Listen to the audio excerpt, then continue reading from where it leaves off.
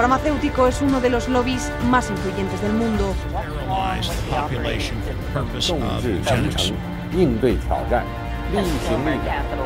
Конечно, должны работать кооперативно. Las farmacéuticas tienen demasiado poder.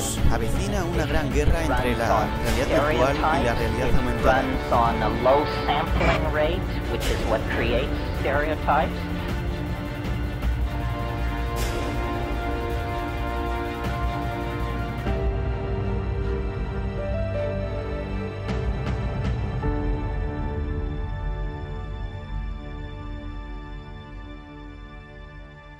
Hola, ¿cómo están? Bienvenidos a esta nueva edición de Humo y Espejos. En este día tan lindo nos acercamos para hablar con Darío Mijas, así que tenemos una entrevista muy interesante hoy, pero mientras tanto vamos a escuchar como siempre a Azul Selene Ramírez en su columna habitual. Así que ¿cómo estás, Marcelo? ¿Cómo estás, Azul?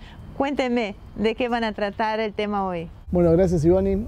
Ahora vamos como siempre con la columna de Azul, que hoy nos prepara uno de los temas estos tan conflictivos para algunos, para otros son curiosos.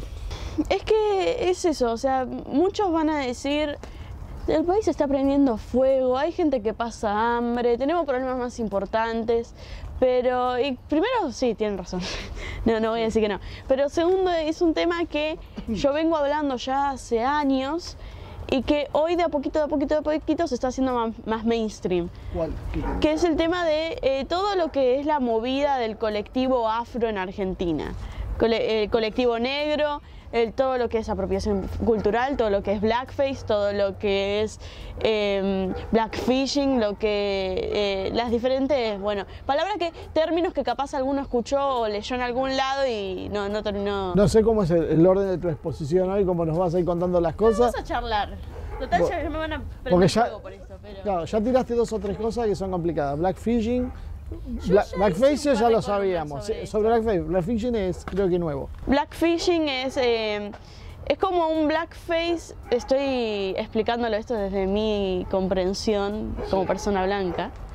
Sí. Y lo traducís para los que estén mirando, sí. que no están claro, muy metidos en tema. Es algo similar al blackface en el sentido de que es hacerse, como dejar entrever a ver si soy negra o no soy negra, como explotando. Lo que critican es que dicen que están fetichizando o hipersexualizando a las mujeres negras, porque se habla mucho de modelos, sobre todo, rubias o no necesariamente rubias, pero blancas, sí. Que de golpe empiezan a tomar sol, de golpe tienen el pelo más oscuro, tienen los rasgos que se van pareciendo, tienen la boca más grande, tienen los rasgos que se empiezan a parecer a una mujer negra. ¿Eso es blackfishing o blackface? Blackfishing. Porque ahí lo que están haciendo es como, hacen como que son de otra etnia, en teoría. Es de eso las que las están acusando. A ver, vamos despacio a ver si voy entendiendo. Los blancos intentan parecerse a los negros, sí. Cuando los negros son los oprimidos y los blancos los oprimidos. Porque hay una fetichización y una hipersexualización de la mujer negra. Por un lado es oprimida y por el otro se la sexualiza demasiado. Entonces, haciendo eso estás aprovechándote de tu privilegio blanco, de poder tener esas características y no ser discriminado por eso como sería una persona negra en serio, una mujer negra en serio. Eso pasa cuando vos tomas mucho sol. O sea, esas chicas que le gusta ponerse muy bronceadas, sí. Están haciendo todo eso aunque no lo sepan. Es que es verdad. ¿Es necesario ser consciente de esto o por supuesto inconsciente? No, puede ser nada más el mismo racismo interiorizado que uno tiene. Estoy hablando siempre desde la perspectiva esa, ¿no? Lo que pasa es que, por ejemplo, hace unos días hubo mucho quilombo, perdón por la palabra, sí. Ya vamos a hablar porque quilombo es una palabra conflictiva, con Lali, la cantante, la actriz, sí. Es muy conocida acá. Esa es Lali Espósito. Lali Espósito, sí. Que ella subió una foto a Instagram. Subió una foto a Instagram, sí. Con un body, una malla enteriza, de esas que tienen la parte de abajo bien alta, la cintura, y un pelo con muchos rulos, Sí. que algunos decían es afro, otros decían es una permanente porque por la ropa también es algo inspirado en los 80. Así que hace blackfishing. Apropiación cultural también podría ser. ¿Y si el rulo es natural? Ya es complicado eso. Pero bueno, Seguí. hubo, No le voy a quitar seriedad. hubo mucha crítica a Lali por esto. Porque en las redes sociales están creciendo un montón estos influencers, esta gente en Instagram, en Twitter, en YouTube, que mueven bastante gente. O sea, tienen, no sé, 10.000 seguidores, 20.000, 30.000, y cuando vos tenés 20.000 personas que te dan bola y vos decís, esta persona está haciendo algo malo, vayamos a decirle que está haciendo algo que está muy mal, van un par de miles de personas. Entonces, y vos, si ves eso en las redes sociales, parece que está todo el mundo en contra.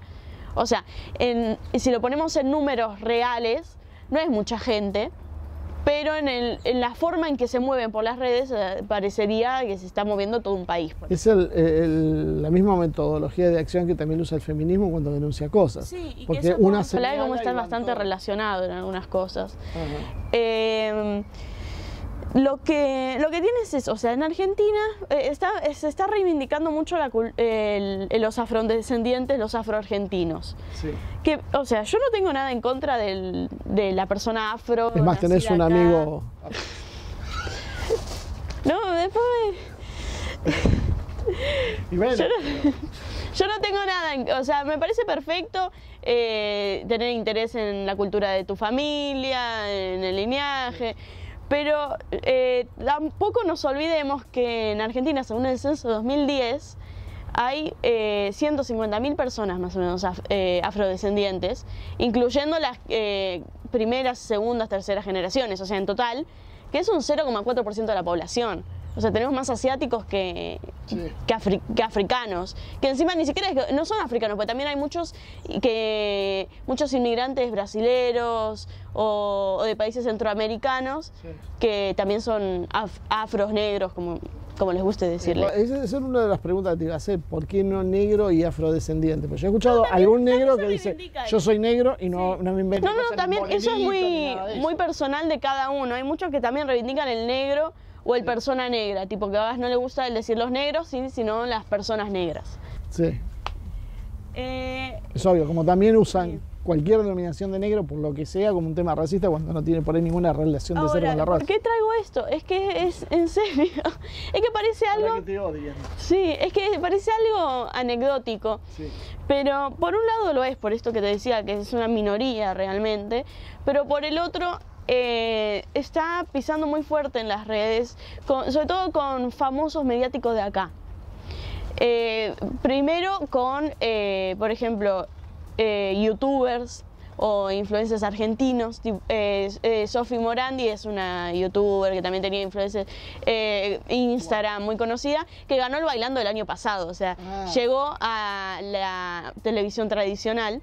O sea, eso ya se filtró. Sí, por eso hay algunos que hacen el paso de redes a televisión, y bueno, ella hizo eso y hoy también está con Tinelli, y ella ya habló también de estos temas, tuvo problemas con estos temas, amigos de ella tuvieron problemas con estos temas. O sea, estás a un paso de que llegue a Tinelli esto. Y una vez que Tinelli te habla de esto, ya deja de ser algo tan marginalizado que nadie le da bola. Que esto es el 0,4, no llega a 0,5% de la población, lo que ahora se empieza a tomar como un problema central, y con lo cual vos no podés usar trenzas, no podés tener rulo, no podés hacerte una... Y no podés broncearte. Sí, o sea, no podés tener la piel demasiado oscura, más allá de todo o sea, que te puede dar cáncer. Te habla de que no podés porque, bueno, ellos se ríen de ellos por tener piel oscura, entonces vos no podrías tenerlo por eso. Que es lo mismo que te hablan de cuando te dicen las trenzas. Hay tipos de trenzas que te dicen, no te las puedes hacer, porque si yo me las hago se ríen de mí, entonces vos no podés. Porque si vos las tenés, ahí sí le gusta a la sociedad, entonces está mal y vos no las podés tener por eso. O hacer palabras, hay mucho en el trap, y con esto cierro y después lo seguimos en la segunda columna, pues no me va a dar tiempo hoy. En el trap, que es un estilo de música que se está escuchando mucho hoy, tiene mucha influencia estadounidense. Y en esa influencia estadounidense está la palabra niga o nigger, que usan mucho los traperos, que es una forma muy peyorativa, despectiva de decir negro. Pero que usan los negros entre sí en Estados Unidos. Y que precisamente en Estados Unidos y los negros de acá también te dicen, vos no lo puedes decir porque sos blanco. O sea, te lo prohíben. Y yo entiendo que tenga connotaciones horribles, pero, o sea, son muy terminantes con eso. Y, de nuevo, es algo que realmente viene acá, es nuestro esto. Porque vos hablás y son expresiones, blackface, blackfishing, el término de apropiación cultural, que es una traducción del inglés. Son todos términos que no son términos africanos, no son organizaciones africanas que están tratando de al mundo hacer, o sea, son estadounidenses, es una problemática estadounidense que están trayendo, la agarraron así y la bajaron, y ahora están tratando de acomodarla a nuestra cultura que no tiene nada que ver. Bueno, Azul, te voy a interrumpir acá porque ya te fuiste de tiempo, así que, bueno, cerramos acá la columna, seguimos en la próxima con la segunda parte de este tema y ahí nos dejas pendiente, me respondés que si tus rulitos son algún tipo de apropiación cultural o porque qué hacemos cuando es natural, porque en el caso tuyo son naturales, ¿no? Yo estoy abierta a que venga... Que vengan de a uno a pelear. Sí, no, a hablar, no hace falta pelear. Bueno, y bueno, y vamos con vos para continuar el programa. Muy bien, Azul, muchísimas gracias por todo este aporte que nos haces cada semana, así que ya tenés tus propios seguidores que nos mandan las preguntas con las dudas que despertás, que bastantes son. Así que no se vayan, enseguida, después del corte volvemos con ustedes y con la entrevista que les hemos prometido.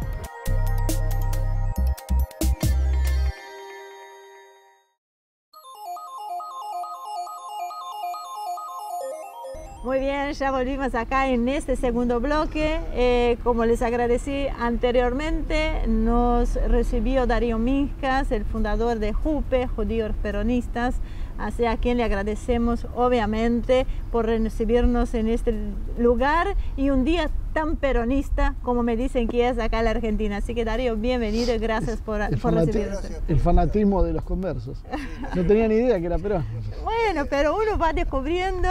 Yo varias veces le gustó y nos alegra. Aparte peronistas somos todos. Aparte, es verdad, no hay día lindo que no me viene a la mente que es un día peronista. Eso hemos sido efectivos entonces.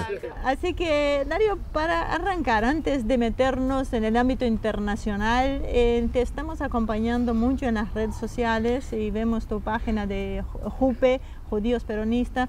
Contame qué estás haciendo con este movimiento. Bueno, Judíos Peronistas es una construcción que vengo armando desde hace algunos años, desde otros espacios y termina confluyendo aquí, después de mi propio camino también. Yo venía también de fundar la Corriente Judía Nacional y Popular, con una orientación, digamos, más de izquierda, no porque yo me sintiera más de izquierda, sino porque la gente que logré convocar era más de izquierda. Yo me siento dentro del peronismo hace mucho tiempo y creí que era el momento propicio como para pegar el salto y directamente ubicarnos desde una posición más doctrinaria. Porque creemos que la profundidad de la crisis en la que se insertó la Argentina precisa de una dialéctica lo suficientemente clara como para poder tener un proyecto claro. Entonces generamos el perfil de Facebook, arrancamos con un puñadito de compañeras y compañeros. Hoy el perfil tiene 3.200 personas. Interesante. Comentan, hay algunos posteos que llegan a 500, comentan 100, 110 personas. Yo como extranjera, si bien hace mucho que vivo acá en la Argentina, también noto que hay una necesidad de escuchar, digamos, no solo cosas nuevas, pero sino que también rescatar valores, rescatar un poco de nacionalismo, que es una palabra en Argentina que suena raro cuando uno dice no solo en Argentina, es a nivel mundial. Ha habido todo un proceso para asociar nacionalismo con chauvinismo. Bueno, justamente lo que nosotros hacemos es decir que somos nacionalistas judíos de inclusión. Es el nacionalismo de inclusión que es no xenófobo. La discusión tenemos que darla con el nacionalismo xenófobo, el nacionalismo que cree que hay razas que invaden, etcétera, etcétera. Cuando la República Argentina se conformó con gente que vino de todas partes, del continente, de afuera del continente, en fin, el proyecto de judíos peronistas tiene que ver con la América mestiza. Y partimos de nuestra condición cultural más que religiosa, puede ser religioso o cultural, y venimos del tronco abrámico, que es de lo que necesitamos hablar. Por eso confluimos con... yo me enorgullezco de que en la página vengan a comentar musulmanes. Y le hemos dado, por ejemplo, lugar a Leandro Bracamonte para que hable del qué es semitismo. ¿Sí?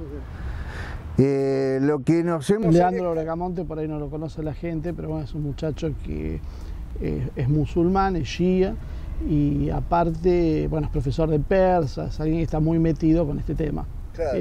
Y es una figura bastante representativa de la comunidad musulmana de Argentina. Seguro. Con la idea de ser lo más amplio posible, ser diversos en serio, y no estas discusiones acerca de supuestas diversidades que nosotros prácticamente no compartimos. Y estamos iniciando este nacionalismo judío, argentino, no sionista, porque nosotros somos patriotas de la Argentina, o sea, nuestra patria es la Argentina.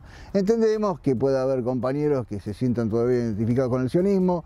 Para nosotros el sionismo nace como movimiento de liberación nacional y es parte de la modernidad. Básicamente el sionismo es la modernidad judía, pero dentro de la historia judía, cuyo calendario tiene casi 6.000 años, los 80 años que tienen que ver con el sionismo son un plazo muy corto. Han traído más problemas que beneficios. Sí, para nosotros, ¿no? O sea, es más para la Argentina, donde nos han pegado feo institucionalmente con el tema del sionismo. Ha pasado lo de los atentados, nos han cooptado la justicia en algunos sectores, y de ambos lados de la grieta, porque no es que era la justicia de unos o de otros. En algún momento Menem entregó la decisión de algunas cuestiones a los servicios de inteligencia, y de este día hasta hoy estamos en ese problema, con Nisman sentado arriba del expediente, con el Estado de Israel no presentándose como querellante con el tema de la embajada, o sea, una serie de cosas que nos ha destruido institucionalmente, y esto es lo que queremos venir a decir como mensaje distinto a lo que se conoce como el mensaje judío hegemónico. Ahora, una de las ideas de empezar a ver también cómo es el pensamiento, bueno, nosotros ya lo conocemos, pero me gustaría que lo puedas ir mostrando delante del público, es la particular visión que tenés sobre lo que sucede alrededor de Trump. Hace poco hubo un hecho que llamó la atención, algunos pocos, la mayoría le pasó desapercibido, que es que Trump es le da un crédito a Macri para terminar unas autopistas, pero en realidad eso se va a beneficiar a Alberto Fernández, porque ¿qué pasa? ¿Quién va a inaugurar las obras? Y eso empieza a replantearse mucho de las cosas que está haciendo Trump con respecto a varios de los aspectos que se suelen reducir en una misoginia u homofobia. ¿Cómo ves la situación de Trump con respecto a la Argentina? Bueno, lo primero que hay que hacer en relación a Trump es no ser lineal para analizarlo. O sea, comerse el discurso de ciertos medios que tienen como negocio decir que Trump es misógino, violento, etcétera, etcétera, es una mala idea. Es una mala idea porque la demostración de los hechos nos está diciendo otra cosa. De hecho, desde que Trump gobierna Estados Unidos ha salido de guerra, no ha entrado a guerras. Y en relación a la Argentina tenemos ciertas incógnitas, pero tenemos algunas señales ya. Cuando termina, lo llama a Trump, conversa con Macri por algunas cosas, pero termina dando este tipo de créditos que terminan siendo una señal para Alberto Fernández, el posible ganador. Esto de que lo apoyaba a Macri es relativo. En realidad todo con Trump es relativo. ¿Por qué? Porque primero tiene su lucha interna. Ni siquiera su lucha es con China, ni siquiera su lucha con Rusia. En todo caso tendrá cosas que comparte con ellos y habrá cosas que no. El tema es cómo visualizamos dónde nos tenemos que plantar frente a Trump y sus ideas para poder negociar con ellos, ¿sí? Porque si nos quedamos con la misoginia, la homofobia, etcétera, etcétera, nos quedamos afuera de la conversación. Ahora, sí, hay una cosa que a veces llama la atención y que uno no entiende, o nuestros dirigentes políticos no entienden o no tienen clara lo que pasa en el mundo, o no maneja bien la geopolítica, o los times, por ejemplo. Recuerdo que en las elecciones en Estados Unidos, Macri apoyó a Hillary claramente y abiertamente, sabiendo que era muy probable la victoria de Trump, ¿no es cierto? Y sin embargo... No sé si es muy probable, era posible. Nosotros decíamos que era probable, bueno, nosotros decíamos el resto. Probable. Pero ese es el tema, nosotros lo decíamos, pero si el propio Macri, que había hecho negocios con Trump, tenía un discurso contrario a Trump. Acá la Argentina tiene un divorcio con la realidad del mundo que es francamente alarmante. A eso voy. Esta arista progresista, por ejemplo, de Alberto Fernández, encaja más con la de Hillary. Sin embargo, en el tema económico se han visto varias señales de acercamiento con Trump. O sea, ¿cómo ves que podamos compatibilizar esta esquizofrenia argentina? Claro. Lo que pasa es que tampoco entendieron, y esto lo venimos enunciando nosotros, nos podemos anotar, lo venimos diciendo que nos podemos anotar ese triunfo, de decir qué va a pasar con Trump en relación al FMI. ¿Le va a endosar lo que pasó con la Argentina? Porque acá hay una doble cuestión. Primero, se prestó el dinero desde el FMI por encima de sus propios estatutos. Y segundo, no se pasó por el Congreso Nacional Argentino. Esa colisión, ¿qué daño va a provocar? ¿Lo va a utilizar Trump para sacarse de encima un organismo de crédito que sabemos que no le tiene mucha simpatía a ese tipo de organismos? Pero Lipton en su momento se había abstraído, se había mantenido fuera de esta aprobación y se lo había cargado todo a Lagarde. Exactamente, a Lagarde le salvan el pellejo llevándosela de vuelta a Bruselas o no sé por dónde anda ahora. Sí, sí, porque iba a ir de vuelta a Francia ahora. Pero la verdad es que es una incógnita esa cuestión. Además, nosotros sabemos positivamente que la rivalidad de Trump es con el sector financiero. Con lo cual hay una permanente mala lectura. Aparte, el sector financiero que dentro de los Estados Unidos está hablando mal de Trump. Sí. Un hombre que ha logrado, por lo menos puertas afuera, lo que se ve que ha logrado mejorar su propia economía, que está sacando el país y es verdad que ha hecho muchas amenazas, pero ha tomado decisiones que son mucho más acertadas que llevar el país a la guerra. Sí, amenaza porque tiene que, el bully de Estados Unidos necesita decirle al establishment norteamericano: yo te voy a hacer esto, lo otro, que le roten la mano. Y después va y se siente y conversa. Lo hizo con Corea. ¿Cuánto hace que dijimos lo de Corea? Que esto era la bravuconada para poder después sentarse a negociar. Era humo y espejos. Era humo y espejos. Y lo de Irán, anterior, ¿cuántos años hace que Estados Unidos quiere negociar con Irán y pacificar esa cuestión? ¿Por qué rompió el acuerdo Trump, desde tu punto de vista? ¿Por qué lo rompe y ahora lo quiere rehacer? ¿Qué es lo que está en juego? El acuerdo fue hecho con Obama. Claro, eso por un lado. Y por otro lado, las presiones existen. Entonces, no va a estar peleándose, no va a ser la apertura de 10 frentes juntos. Atiende un frente por vez o 2 frentes por vez, en la medida en que sabe que puede vencerlos. Lo de Irán es un tire y afloje permanente, con la presión de Israel permanente también. Entonces, mientras se pelea con la Fed, hay que recordar que todos los presidentes que se pelearon con la Fed están muertos, y él no. y a esta altura parece difícil. Hay un sector de Estados Unidos que indudablemente lo está bancando, un sector nacionalista que lo está bancando. Bueno, porque nadie, Trump no llega un loquito suelto a esa posibilidad, es la cabeza de un sector al cual él representa. Pero además tiene unos gestos, yo me estaba recordando el otro día en la conferencia esa donde está sentado con Putin, una periodista le reclama, le dice, dígale al señor Putin que no se meta en nuestras elecciones. Se da cuenta y le dice, Putin, no te metas en nuestras elecciones. Es un showman también, tiene un gran manejo de los medios. Y otra cosa que podemos también hablar, que lo que advertimos, que fue el tema de Venezuela. Que Trump dejó el tema de Venezuela, Guaidó y todas estas cuestiones en manos de un Bolton que lo quería. Y Argentina fue y reconoce una embajadora de Guaidó. O sea, eso, ¿qué lectura? La política exterior del macrismo es igual a su política económica. Sí, es lapidario.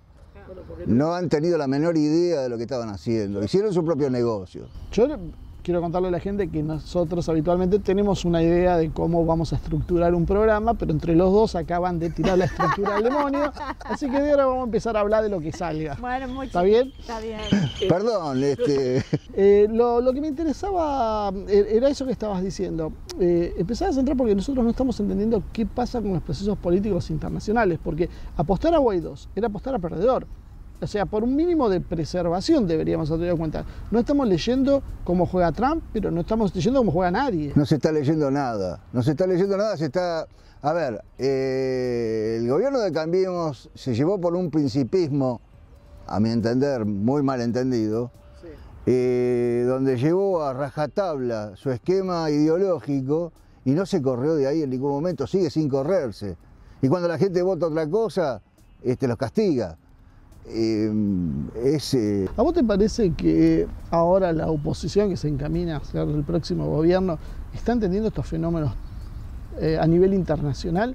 ¿O todavía estamos, porque uno lo escucha mucho en los discursos, hablar del imperio, y por otro lado también escucha que bueno, hay que ser pragmático y tener una relación madura con Estados Unidos? ¿Qué es lo que está pasando? Nosotros tenemos una frase ahí que hemos puesto en Jupe que dice, el problema no es el imperio, sino la mentalidad colonial. Esto lo escribió, no es un invento mío, lo escribió Jaureche hace mucho tiempo atrás, y cuando el imperio era fuerte. Ahora no lo está haciendo y no se está leyendo. Insisto, creo que no la ven. Hay muy pocos políticos, que no voy a mencionar ahora para no quedar mal con empezar a ganarme enemigos desde temprano, pero hay muy pocos que lo entienden. Bueno, pasa que nosotros vemos que hay corrientes internas en la Argentina, sabemos todo. Ahora pensamos que en Estados Unidos no, es un bloque homogéneo y siempre te dicen no, pero después los intereses imperiales se imponen. Pero no está pasando eso. Es que tampoco están viendo, esto ya lo dije alguna vez en este programa, vuelvo a repetirlo. Hace 50 años atrás, en Estados Unidos circulaba un chiste que decía "You better start to learn Chinese", porque sabían que los chinos los iban a pasar. Y bueno, sucedió. O sea, yo me lo acuerdo de chiquito, vivía en Estados Unidos, tenía 6 años o 5, lo decía un cómico que se llamaba Tom Lehrer, y bueno, finalmente sucedió, no lo pudieron frenar. Y hablando de este gigante asiático, vuelvo a encauzar el programa por donde teníamos que arrancarlo, con China como inversor mundial. Una Rusia emergiendo como una nación que ha frenado el avance militar del globalismo. Con un Trump, con un proceso de retracción militar y un globalismo anidado en los sectores financieros. ¿Cómo debe ser el alineamiento de una Argentina que entra en un default forzado? Hay que tener algunas lecturas. Algunos decían, que yo escribí una nota que está en el blog de Humo y Espejos, donde decíamos que China es un gran acreedor de Estados Unidos. Ahora necesita empezar a sacarse de encima esos bonos que lo viene haciendo. Lo viene haciendo incentivando consumo a través de sus propias entidades financieras. Es muy probable que China pueda prestarle a la Argentina. Lo que no creo yo personalmente es que pueda tener influencia política en la Argentina en forma tan directa. En forma relativa sí, pero no sé si en el tema político. ¿Por qué? Porque creo que Trump por lo menos debe haber negociado tener su área de influencia desde el punto de vista político más o menos controlado. Pero no lo sabemos. Eso es lo que suponés como negociaciones con Putin y Xi Jinping. Sí, por una cuestión de división internacional del trabajo, de cuestiones geopolíticas que hacen a un esquema donde sabemos que los tres gigantes tienen acuerdos, ¿sí? ¿Y te parece que pueda llegar a usarnos como chivo expiatorio contra el FMI, que es un poco la cueva de los grandes enemigos de él? Y yo creo que sí. Yo creo que lo venimos pensando hace tiempo, que Trump va a utilizar a la Argentina no como chivo expiatorio, sino como para colgarle al FMI. Esto es el resultado de la acción de ustedes, ¿sí? Lo cual, al contrario, no creo que sea chivo expiatorio. Creo que puede llegar a resultar una buena negociación, sí, positivo, para decir, bueno, nos estafaron, estirame los vencimientos. Lo que pasa es que necesitamos buenos negociadores en Argentina y no lo hay, o por lo menos no han aparecido realmente. Alberto Fernández es un buen operador, si entendió esto a lo mejor va a poder negociarlo, no sé. Sí. Esperemos que sí, porque tiene que tener el país, la esperanza es lo último que se pierde. Si no, lo vamos a empujar también para hacérselo saber, ¿no es cierto? Eso es lo mejor. Así que bueno, los tengo que llevar a un corte, no se vayan, voló el tiempo, ni me di cuenta, pero ya un poco más se me tiran con la tiza desde afuera. Así que no se vayan, enseguida regresamos.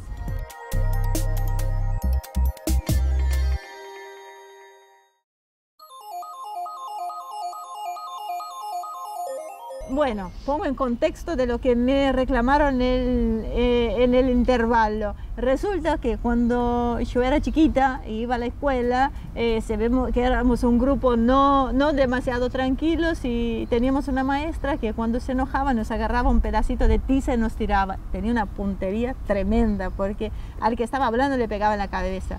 Y de afuera, esta es la idea. Así que hoy la matarían, pobre. Salimos buenos con todo eso. Volvemos a los temas serios.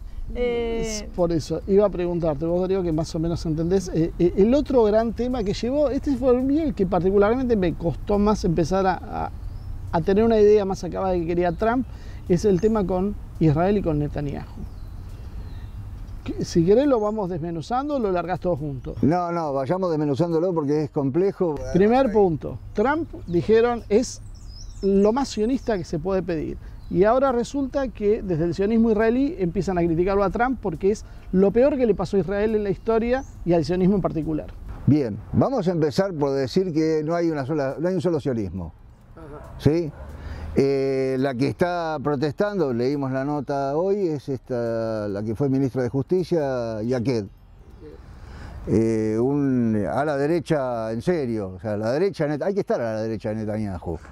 Siempre relativizando los conceptos para mí, que es izquierda o derecha, bien, porque lo que hablamos de la derecha está estos sectores dictatoriales, autoritarios y sangrientos. Sí, claro, la eliminación del prójimo. Y esta señora está denunciándolo a Netanyahu porque le quiere entregar Jerusalén. Pero no es una cuestión de ella sola, porque es la tercera nota que saca el diario Haaretz. Está bien, porque es representativo de ese sector más ultra del sionismo. Lo que pasa es que después terminan convirtiéndolo en políticas de Estado. Esto lo hemos dicho alguna vez, lo vamos a repetir. La política de Israel está siempre teñida, hay como una cuestión doble, ¿no? Por un lado, el sionismo es laico, no es religioso. Y por otro lado, tiene que todo el tiempo negociar con los ortodoxos y con cierta ultra, muy de ultraderecha, no tengo otra calificación para ponerle, no son peronistas. Aunque algunos me digan que sí, que el sionismo se parece al peronismo, la verdad que no. Nosotros somos nacionalistas de amor y paz. Esta gente de la ultraderecha pretende que no se le haga ningún tipo de concesión a sus enemigos los palestinos. Hay un sector que ya está cansado de estas guerras, porque además al pueblo israelí le sale caro todo esto. O sea, por ejemplo, sostener a los ortodoxos que estudian Torah y que después los critican, dicen nosotros los somos sionistas, etcétera, etcétera. Sí, lindísimo. Claro, pero después cuando hay una elección jamás se hace ninguna alianza con ningún partido árabe, y los que inclinan la balanza son los sectores o más reaccionarios o los sectores ortodoxos que sacan beneficio para votar con unos escaños en la formación de gobierno. Entonces es siempre una democracia tutelada por sectores que tienen un interés corporativo propio. Si esto no se entiende los resultados tampoco, ¿sí?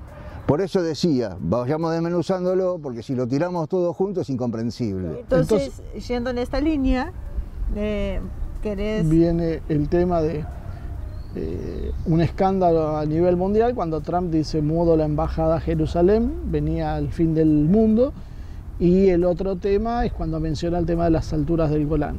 Ahora, sin embargo, esto parece ser todo parte de un plan de paz que está causando malestar en ambos sectores, palestinos por un lado, israelíes por el otro, pero bueno, como siempre se dice, para que encontrar por ahí un punto medio que sea viable, tenés que molestar a ambas partes, porque si una gana y la otra pierde, eso, o sea, alguien podrá tener una razón moral o no, pero no va a funcionar. Para poder llegar a una negociación tienen que perder ambas partes. Claro, ¿por qué hace Trump eso?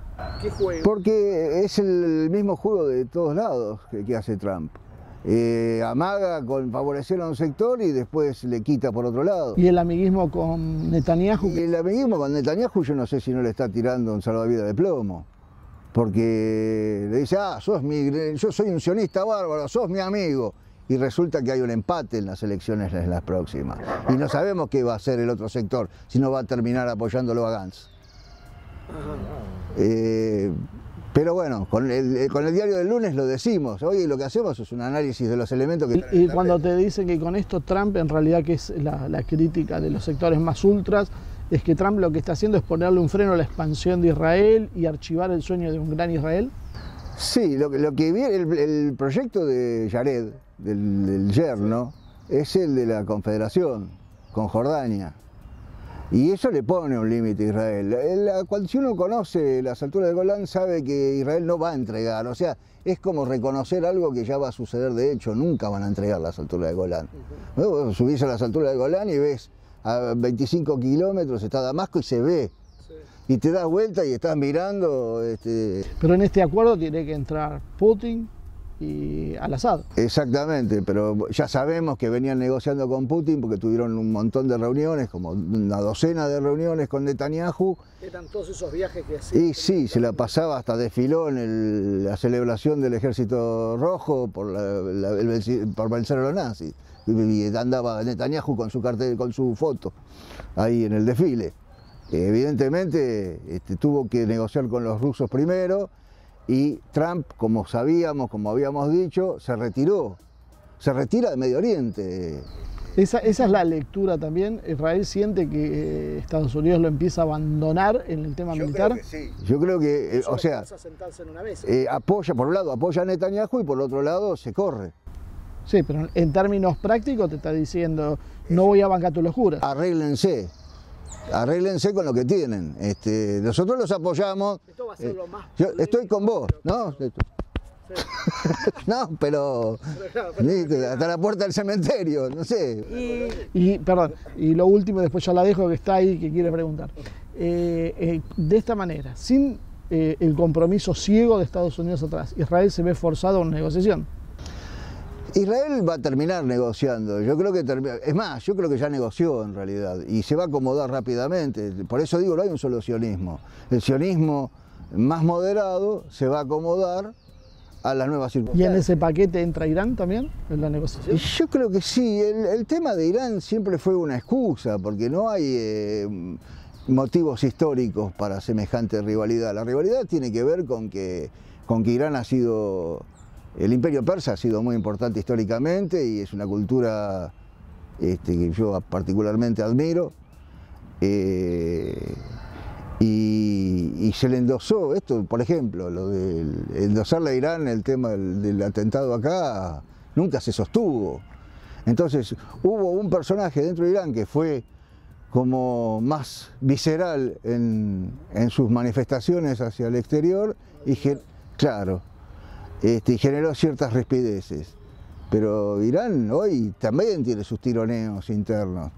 Y Irán, el gran enfrentamiento que tiene es hoy con Arabia Saudí, básicamente, que es aliada de Israel. Exactamente. Y de Estados Unidos, pero si se retira Trump, empezaría a crujir todo eso. Sí, el retiro no va a ser del todo, por eso se quedaron en Irak. Sí. O sea, las tropas norteamericanas o estadounidenses, como dijo la señora, en otra oportunidad.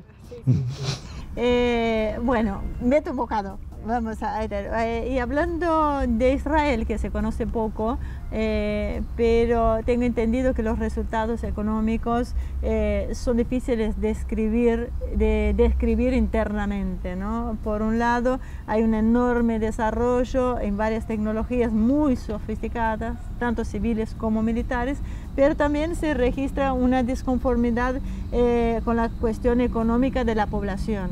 Uno no pensaría que Israel hubiera tanta diferencia económica entre la gente. La carga impositiva es enorme, la gente del común vive muy al día, conocemos gente que a lo mejor tiene puestos muy altos y ocupan una casa con estas características en Israel vale una inmensa fortuna porque la tierra es un bien precioso, porque es escaso.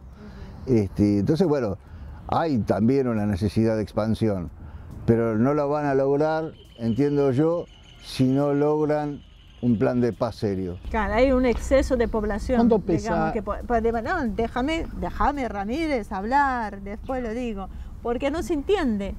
Muchas veces quien no está familiarizado con los conflictos que hay en Israel no entiende también el porqué de esta necesidad tanto de expansión. Es el tamaño de Tucumán, Israel, y la mitad, y no está todo ocupado por israelíes. O sea, por israelíes judíos, hay 2 millones de árabes. Claro, es una realidad. Ese es otro tema por algunos pronunciamientos del Estado de Israel, como que tienen ciudadanos de primera y de segunda. Sí, en la práctica no sé hasta dónde se ve con respecto a los árabes que están directamente dentro del territorio que no sea Cisjordania, porque, digamos, desde el punto de vista legal los derechos son parecidos, hay diputados, hay jueces, etcétera, etcétera. Lo que pasa es que es una democracia condicionada por sus propias limitaciones, ¿sí? Que tiene que ver con su estructura. Cuando se termina generando una democracia confesional, pero resulta que el movimiento que lo antecede, no que lo antecede, sino que lo forma, no es confesional, hay una mezcla de cosas que es bastante extraña. Que arrancó ya era conflictivo el tema. Sí. ¿Cuánto pesa en Israel el esfuerzo bélico permanente? Porque 3 años de servicio militar para toda la población, a eso le sumamos constantemente la modernización, escaramuzas periódicas con los vecinos, todo eso es un costo militar importante. Los sectores más moderados de la sociedad israelí lo toman con resignación. No están de acuerdo, pero se resignan a que tienen que vivir de esa manera. Pero eso, aparte del miedo a la guerra, eso causa un esfuerzo económico importante. Sí, pero además causa otro problema que es la presión, y por eso esta presión se va acrecentando respecto a el aportante común en relación a los ortodoxos que no hacen el servicio militar, que no pagan los mismos impuestos, etcétera, etcétera. Entonces hay un conflicto social permanente que está disimulado por la existencia del enemigo externo, ¿sí? Está mediatizado. Es necesario también mantener eso para mantener la unidad. Y bueno, a veces también, o sea, cuántas veces utilizaron el tema de ciertas victimizaciones o noticias mundiales o producir hechos como el de Charlie Hebdo y que un ministro vaya y les diga a los franceses judíos que se tienen que ir a Israel. O sea, la manipulación es bastante permanente. ¿Y cómo ves la relación, cómo debe ser la relación entre Argentina e Israel? Porque se ha venido contaminando desde los atentados en su momento hasta ahora, la presión de algunas organizaciones sionistas, en este caso de las sionistas malas, como quieras decirle, pero bueno, de las oficiales. Yo tengo una posición, yo estoy enojado con el Estado de Israel. O sea, el peronismo ha sido muy generoso con Israel desde su fundación en el 48, Perón los trató con mucho cariño, y la respuesta israelí a través de las décadas ha sido participar en la represión, ningunear a los padres de judíos desaparecidos, inmiscuirnos en sus luchas internas con Yitzhak Rabin, meterlos al fiscal Nisman porque lo pusieron ellos, una persona que estaba cuestionada desde el tema de la tablada cuando pasó por alto 2 muertos. O sea, creo que necesitamos darle una respuesta a Israel de que no puede decir, este señor Berman no puede decir que la Argentina está para ser partida y repartida. Mi familia llegó acá en 1895, es una afrenta para mí que este señor se comporte de esa manera. Me insulta, son insultantes. De hecho, con eso lo que hace es precisamente alimentar ese antijudaísmo. Bueno, había 400.000 judíos en la Argentina, somos 250.000 apenas. Y tiene que ver con eso. Entonces, bueno, lo que venimos a hacer desde judíos peronistas es responderle a esta gente que no queremos más nada de eso. Y entonces, bueno, tendremos una discusión despareja, porque somos pocos, pero vamos a empezar a darla. Porque esto tiene que modificarse. Tiene que modificarse como proyecto de la Argentina también. ¿Sí? Necesitamos modificar el proyecto argentino y pasa por que los argentinos nos hagamos cargo del lugar que nuestros antepasados eligieron para vivir. Hay una serie de comunicadores sociales, los principales medios, que no solo son judíos, sino son ultradefensores de todo este proceso que vos estás hablando, del sionismo pro-israelí, que insiste en meter la geopolítica de Israel en la Argentina. ¿Cómo ves este tema? La inserción... No, está bien. Sí, aparte son novios, están los horarios centrales, ¿no? Y bueno, estos señores de los horarios centrales están a sueldo y cobran muy bien. Creerán en eso y entonces estarán cómodos, pero venden eso. ¿Sí? Nosotros estamos por otra cosa. Lo que queremos a esta nación y queremos que crezca, estamos lejos de esa gente. Pero podrían ser cualquier cosa. Daría lo mismo que fueran judíos, no judíos, no me une nada con esa gente. Ya estamos en... Sí, te voy a hacer la última pregunta porque ya estamos con tiempo y te voy a llevar nuevamente a Medio Oriente porque quiero saber sobre la tensión en el Líbano que ha aumentado, pero las dificultades que tuvo Israel en la última intervención armada tuvo malos resultados. Y ahora se encuentra con un Hezbollah que se ha consolidado su poder político interno, pero que además ha tenido experiencia en combate directo en Siria con sistemas de armas y tácticas modernas, creyéndose además que hoy cuenta con parte de este arsenal que bien puede utilizar en el caso de invasión al Líbano. ¿Cómo ves esta situación? Y con eso terminamos. Claro, hay una cosa más, yo te agregaría en esa pregunta. ¿Puede ser una salida de Netanyahu por la desesperación, forzar una guerra? Sí, pero no creo que no lo va a lograr, porque nadie cree que pueda Israel ganar una guerra en estas condiciones. ¿Puede ser que el mundo ya no esté tan preparado con tantas ganas de meterse en una guerra convencional? Pero además hay 7 ejércitos poderosos ahí alrededor. Entonces, ¿a quién se le ocurre que pueden ganarla? Yo creo que esto es una cuestión de Netanyahu, que está quemando sus últimos cartuchos y que trata de ver si gana una elección. No pasa por una guerra, son actos electorales. ¿Las Fuerzas Armadas israelíes apoyan esto o están reticentes? No lo sé. Francamente no podría contestarte eso porque no... La población en general, como te digo, tiene un grado de resignación y tiene un grado de hartazgo también. Hay quienes señalan que algunos sectores de las Fuerzas Armadas israelíes, las Fuerzas de Defensa de Israel, ya no entran en este juego.